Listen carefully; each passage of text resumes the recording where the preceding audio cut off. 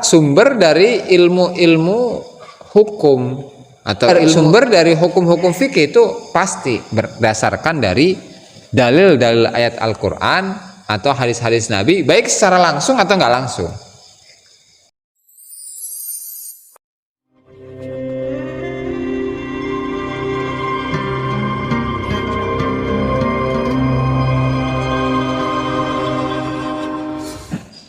Assalamualaikum warahmatullahi wabarakatuh. Bismillahirrahmanirrahim. Wassalatu wassalamu ala Rasulillah Muhammad ibn Abdullah wa ala alihi wa sahbihi wa la haula wa la quwwata illa billahi. Nawayna ta'allum wa ta'lim wa naf'a wal intifa' wa tadhakkura wa tadhkira wal ifadata wal istifada wal hatsa ala tamassuki bi kitabillahi wa sunnati rasulih wa du'a ila al-huda wa dalalata ala al-khairi ibtigha'a wajhihi wa qurbihi wa thawabihi subhanahu wa ta'ala. Rabbi shrah li sadri wa yassir li amri wa hlul 'uqdatam min lisani yafqahu qawli. Ba'du, para hadirin, mari kita lanjutkan pengajian kitab Al-Anwarul Qudsiyah dan kitab Fathul Mu'in. Dan awalnya mari kita, sebelum kita mulai ya pengajian kedua kitab ini, mari kita hadiahkan Al-Fatihah kepada Mu'alliful kitab Syekh Abdul Wahab Asy'arani rahimahullah, dan juga Syekh Ahmad Zainuddin Al-Malibari, semua ulama, semua guru kita, semua orang tua kita, muslimin, muslimat, mukminin, mukminat, ala diniyah wala kulli niyatin salihah wa ala man nawabihi aslafun salihun ila hadratin Nabi Muhammad sallallahu alaihi wasallam. Al-Fatihah. A'udzubillahi minasyaitonir rajim. Bismillahirrahmanirrahim. Ya kana hamdu ya kana stain hadirin shiratal mustaqim shiratal ladzina an'amta 'alaihim ghairil maghdubi 'alaihim. Jadi penjelasan tentang melanjutkan kemarin ya, mukadimah turun di masa. Jadi sekarang bahas tentang definisi fikih. Al-fiqhu wa al-fahm. Secara bahasa fikih itu adalah pemahaman. Jadi ketika siapa ridho memahami bahwasanya Bismillahi itu artinya adalah dengan menyebut nama Allah, maka fikih berarti memahami fikih. Fikih seorang yang ahli fikih gitu menurut bahasa.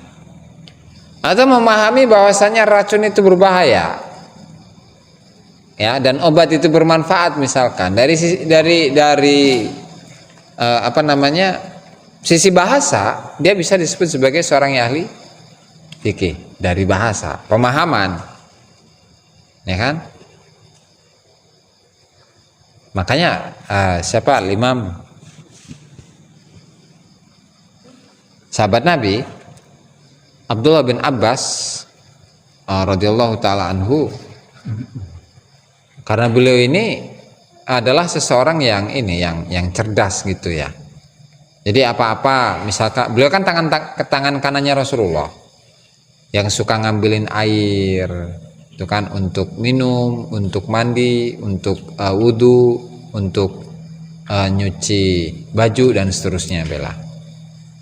Sehingga karena beliau itu cekatan, itu kan, yang pada akhirnya Rasulullah itu mendoakan kepada Ibnu Abbas dengan doanya, Allahumma faqihhu fid din wa 'allimhu at-ta'wil.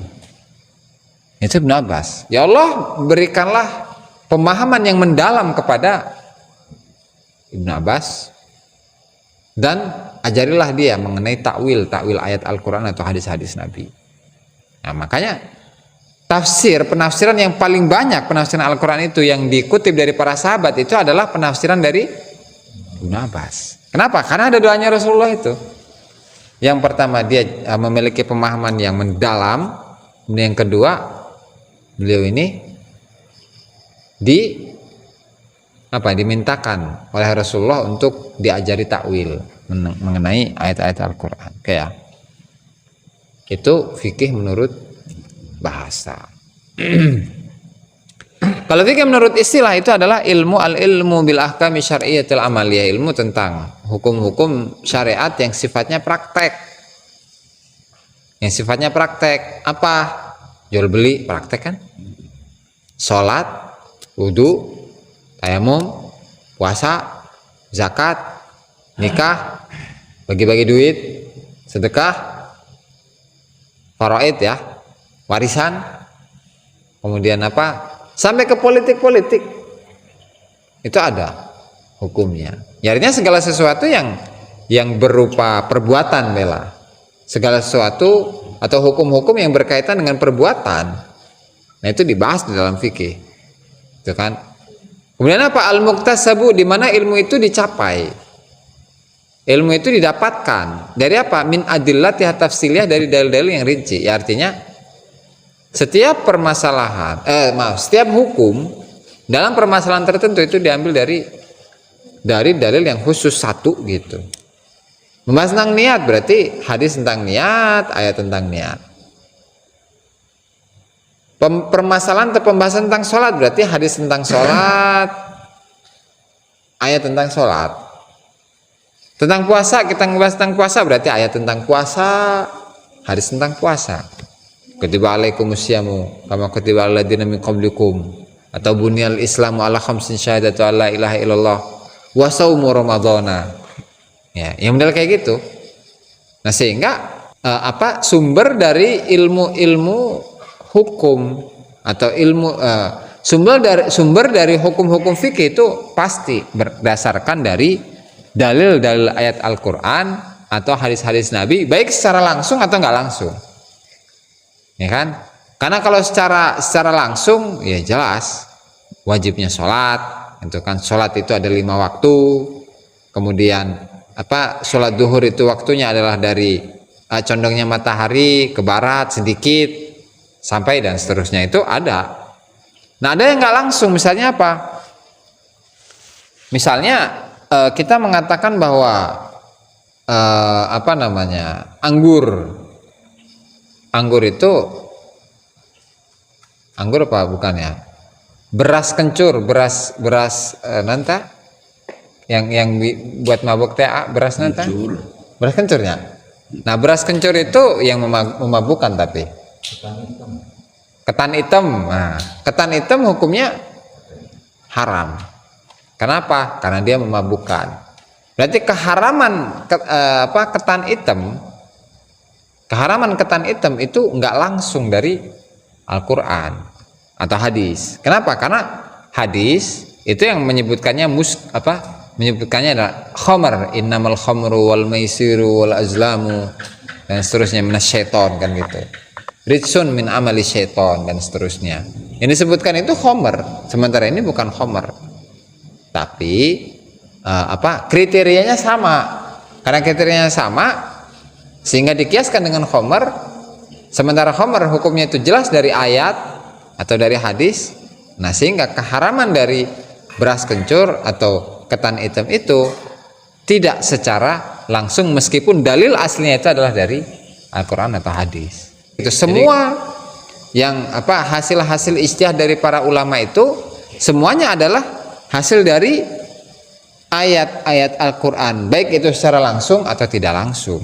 Nah, makanya dalam usul fikih itu dalil itu nggak hanya 4, banyak dalil itu.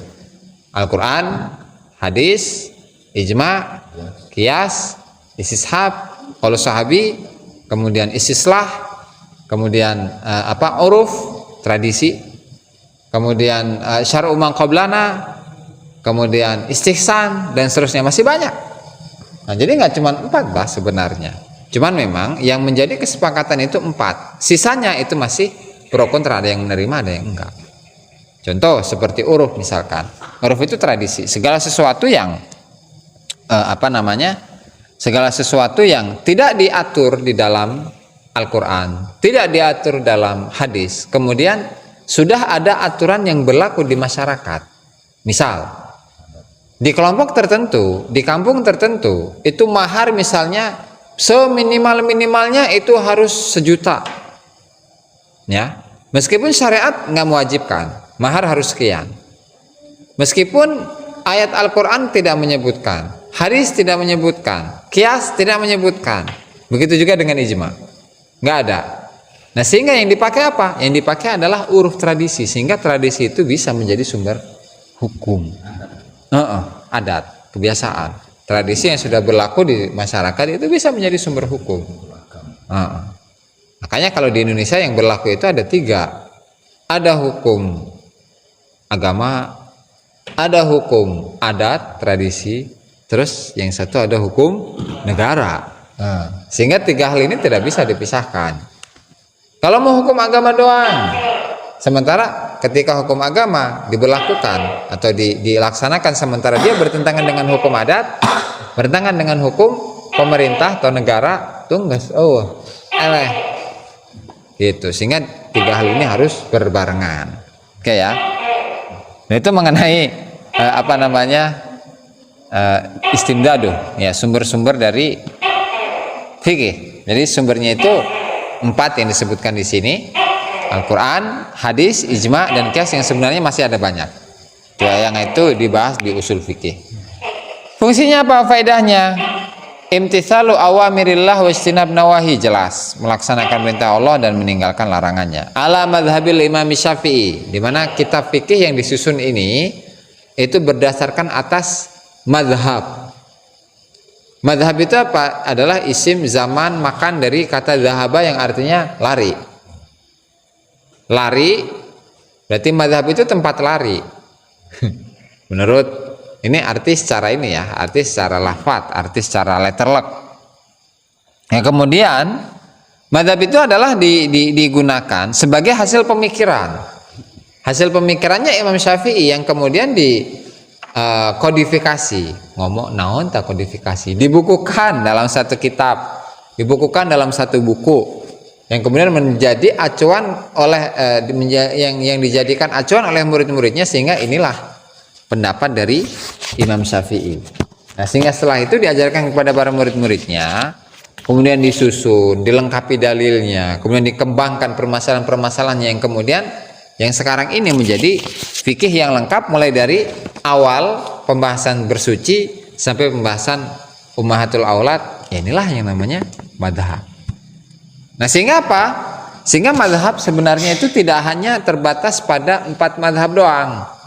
Madhab Ahmad bin Hambal, ada Abu Hanifah, Imam Malik, Imam Syafi'i, Ahmad bin Hambal, Sufyan bin Uyainah, Sufyan Ats-Tsauri, kemudian Al-Laits bin Sa'ad, kemudian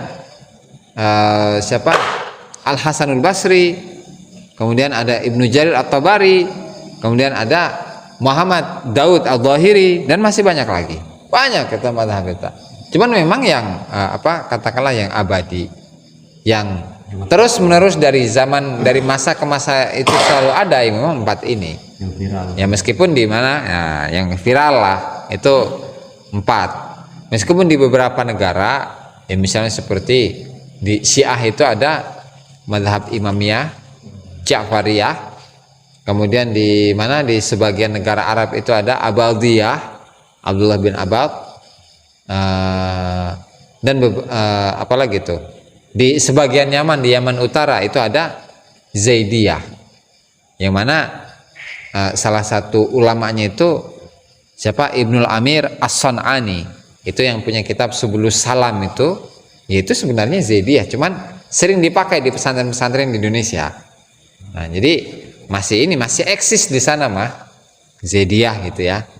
Ya, walhasil itu sekilas tentang tentang madhab. Di mana mazhab itu tidak hanya 4, banyak. Nah, lalu kemudian Imam Syafi'i, siapa Imam Syafi'i? Beliau itu adalah Muhammad bin Idris, ya, bin Abbas, bin Utsman, bin Syafi', bin Sa'id, bin Ubaid, bin Abdi Yazid, bin Hashim, bin Muttalib, bin Abdi Manaf. Jadi nisbatnya itu adalah kepada Syafi' bin Sa'id. Syafi' bin Sa'id. Jadi Syafi' ini berarti banyak ya. Berapa nih Imam Syafi'i? Muhammad bin Idris, bin Abbas, bin Utsman, bin Syafi'. Berarti kakek yang ke-4. Di atasnya buyut 1. Nah, itu namanya Syafi'. Syafi' ini yang pertama kali masuk Islam bersama dengan bapaknya yang namanya Sa'id, dan bertemu dengan Rasulullah, masuk Islam di perang Badar, tuh kan? Sehingga beliau itu lebih dikenal dengan nama buyutnya daripada nama sendiri. Namanya kan Muhammad bin Idris, tapi dikenal dengan Asy-Syafi'i, Asy-Syafi'i, Asy-Syafi'i, Asy-Syafi'i, Asy-Syafi'i. Itu kan memang ini ada kelebihan. Kenapa seperti itu? Wasyafi'i huwa alladhi yunsabu ilaihil imam wa aslama huwa wa abuhu Sa'ib yauma Badrin. Ya karena memang punya sejarah ketemu dengan Rasulullah, yaitu Syafi' dan Sa'ib itu adalah sahabat Nabi. Sahabat Nabi Islam pada waktu perang Badar. Itu ya. Sehingga nisbat yang dibawa oleh Imam Syafi'i itu adalah kepada kakeknya yang namanya Syafi'i itu, bukan kepada Al-Idrisi gitu, enggak, atau kepada Al-Abbasi gitu, enggak juga, tapi lebih kepada Syafi'i. Wulida Imamuna radhiyallahu anhu sanata, beliau lahir pada tahun 100, diringkas saja ya.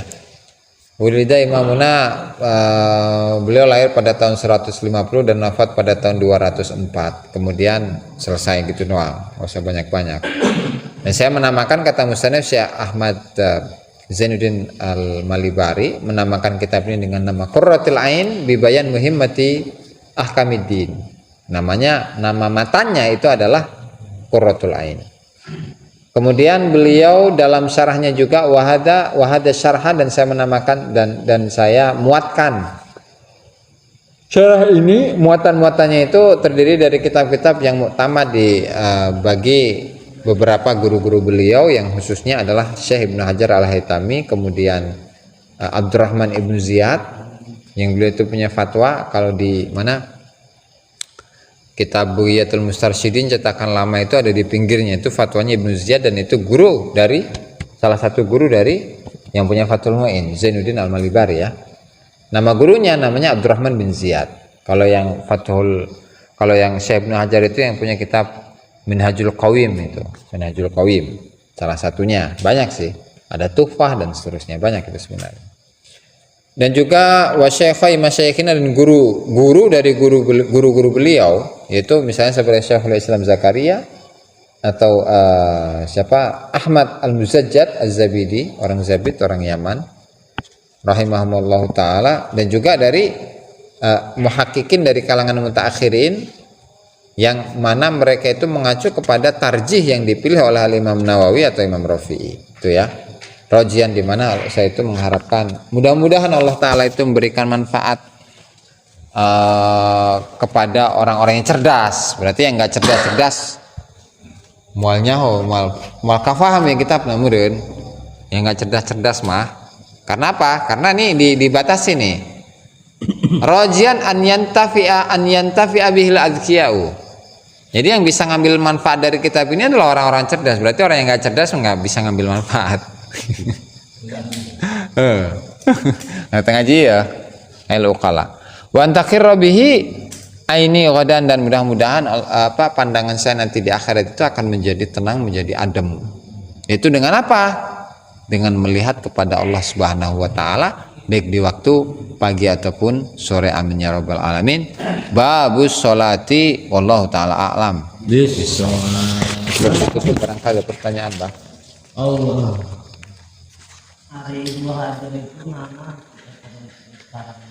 Syaur Ibnu Hajar yang paling terkenal itu ada Tuhfatul Muhtaj syarah Minhajut Talibin, karya dari Imam An-Nawawi. Tuh banyak cetakan sih, ada cetakan 4 jilid, bahkan ada yang cetakan sampai berapa itu, 15 jilid. Itu sama syarahnya, sama hasiahnya gitu ya. Terus Minhajul Qawim, hafalkan? Minhajul Qawim. Ibnu Hajar, yang sarahnya, tapi yang sarahnya. Kalau matan mah itu punya Abdullah bin Abdurrahman Bafadhal, dikenal dengan nama Al-Muqaddimah Al-Hadrumiyah atau Masailu Ta'lim. Terus punya kitab namanya Fathul Mubin, itu syarah Arba'in, punya itu. Terus nondenya, terus ada At-Ta'aruf alal Aslaini fit Tasawuf wat Tasawuf, itu kitab usul fikih punya. Terus nanti tanya banyak sih, syarah Hamziyah itu ada, kemudian ada syarah Al-Masabih ada, tuh banyak, itu banyak. Cuman memang yang paling terkenal itu dua, Yang tadi itu disebutkan ada Tuhfatul Muhtaj sama Minhajul Qawim, itu yang paling terkenal di antara yang lain. Tapi syarah kayaknya. Syarah. Oh, ada lagi nih apa? Syarah Al-I'ab ya. Al-I'ab fi Syarhil Ubab. Kemudian ada Fathul Jawad. Syarah Irsyad. Syarah Irsyad tapi bukan yang ipis, sana seta. Yang gede fikih 2 jilid. Fathul Jawad. Irsyad juga ada syarah gitu. Ada syarah nih Irsyad. Cuman irsyadnya itu bukan irsyadul ibad tapi al-irsyad fi fil fiqhil Imam Syafi'i.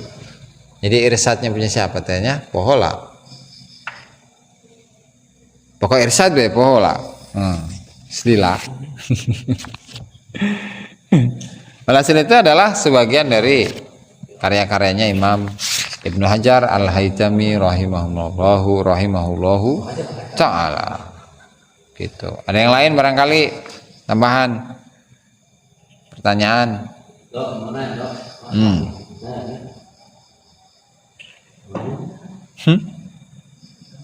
Guys, saya ya wallahu taala alam. Kenapa?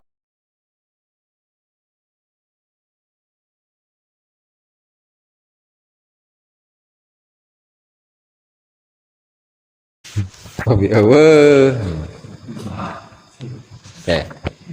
Bismillahirrahmanirrahim. Salatu wassalamu ala Rasulillah wa candinya. Bismillahirrahmanirrahim. Qala al-musannif rahimahullahu taala Syekh Ahmad Zainuddin Al-Malibari fi kitabih Fathul Mu'in. Ila an qala fil fiqhi, ing dalam fikih huwa iya fikih lugatan ing dalam munggo bahasa iku al fahmu, pemahaman. Wasilahan lan ing dalam munggo istilah iku al ilmu bilah kami kalian pura-pura hukum asyariyati kambung syariat al amaliyati kambung amal. Al muktasabu sifat dari ilm ya. Al muktasabu kang den suprih, kang den capai ya, yang dikasap.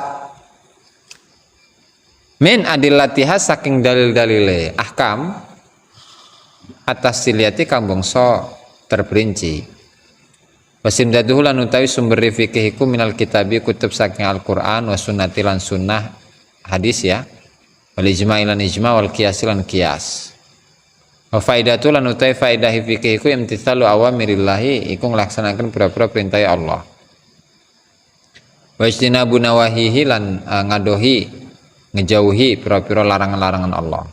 Tik fil fikhi ala madhabil imam yang atasnya madhab imam al-mujtahidi kang dadi mujtahid ya, mujtahid Abi Abdullah Muhammad bin Idris Asy-Syafi'i, rupanya Abi Abdullah Muhammad bin Idris. Jadi nama dari Imam Syafi'i itu adalah Muhammad bin Idris.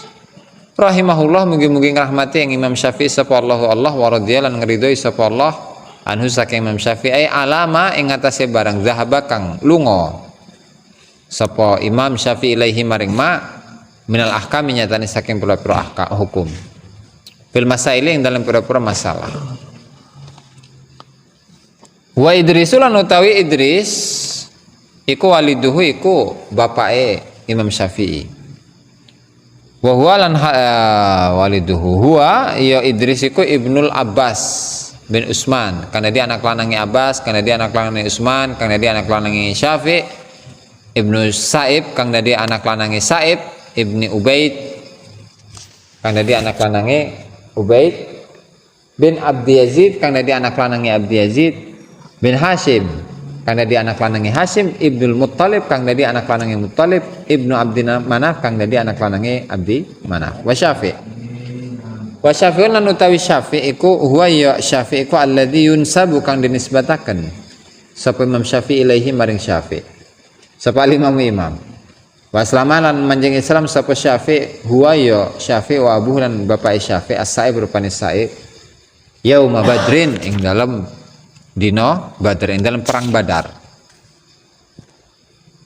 Oke. Mana tadi?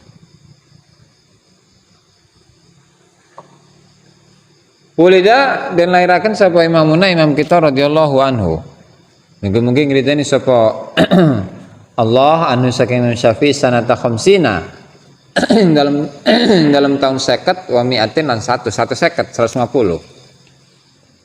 wa tufiya lan wafat sapa Imam Syafi'i yaumul Jum'ati ing dalam dina Jumat salakha Rajaba ing dalam akhir-akhir bulan Rajab sanata arba'in ing dalam tahun 4 wa mi'ataini lan 200.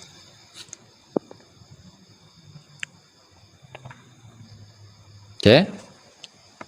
Wasamaituhu lan awe haran sapa ingsun ing iki kitab bi qurratil aini kelawan aran qurratil ain. Tenange pandangan bibayani muhimmati ahkamiddin kelawan mertelaken pira-pira kang pentinge hukum-hukum agama intakhabtuhu milih sapa ingsun ing kitab wahada asyarha lan intakhabtuhu wahada syarh wahada syarhalan ing iki syarah minal kutubi saking pira-pira kitab al mu'tamadati kang dan sandaraken li syaikhaina maring kedue pira guru loro kita khatimatul muhaqqiqin pungkasane pira-pira ahli tahqiq Syihabuddin Ahmad Ibnu Hajar rupane Imam Ibnu Hajar Al-Haytami wa baqiyatul mujtahidin lan sisane pira-pira wong kang ijtihad wa Jihdin ya. Wa baqiyatul mujtahidin rupane wa Jihdin Abdurrahman ibn Ziyad rupane Abdurrahman bin Ziyad. Wa Jihdin kang apa al-wajih itu apa sih? Kang wajah itu apa tuh? Yang mencorong lah, mencorongi agama. Abdurrahman bin Ziyad radhiyallahu anhu wa syaikhai masyaikhina guru lorone pira-pira guru kita rupane Syekhul Islam Zakaria Al-Ansari wal imami lan rupane al-imam al-amjad kang paling mulia Ahmad al-Muzajjad Syekh Ahmad al-Muzajjad Az-Zabidi rahimahumallahu ta'ala rahimahumma mugi-mugi rahmati sapa Allah ing al-Zakaria al-Ansari lan al-Muzajjad wa ghairuhum wa ghairihim lan saliyane ulama madzkurin min muhaqqiqi al-mutaakhirin saking pira-pira ahli tahqiqe pira-pira golongan ulama kang akhir mu'tamidan hale tetanggenan alama ing atase barang jazama kang mesti akan bihi kelawan mas sapa syekh al-madhhabi sapa guru loro mazhab rupane An-Nawawi rupane Imam Nawawi wa Ar-Rafi'i lan Imam Ar-Rafi'i fan Nawawi mongko nuli Imam Nawawi kemudian fa muhaqqiqu al-mutaakhirina radhiyallahu anhu mongko nuli pira-pira ahli tahqiq pira-pira golongan kang akhir radhiyallahu anhu. Rajian hale ngarep-ngarep min Rabbina saking pengarang kita Ar-Rahmani kang maha ulas asing dalam dunia lan akhirat an yantafi'a ing yen tong ngalap manfaat bihi kelawan kitab sapal azkiya pira-pira kang cerdas ayat tegese al-uqala pira-pira kang cerdas wa antakira lan yen to adem bihi kelawan iki kitab bisa babi kelawan sebab iki kitab apa aini apa mripat ingsun pandangan ingsun godan ing dalam sesuk ayat tegese al yaumal akhirah dina kang akhir bin nadhari kelawan ningali ila wajhi maring wajah Allah al karimi kang mulya bukrotan ing dalam isuk wa asyanan ing dalam sore amin mugi-mugi dijabah sebab panjenengan babus sholati haraknya kita subscribe, like, dan komen di bawah ini. Nah jika teman-teman ada unek-unek, ada pertanyaan, dan lain sebagainya, silahkan tinggalkan pesan di kolom komentar di bawah ini. Terima kasih sebelumnya. Assalamualaikum warahmatullahi wabarakatuh.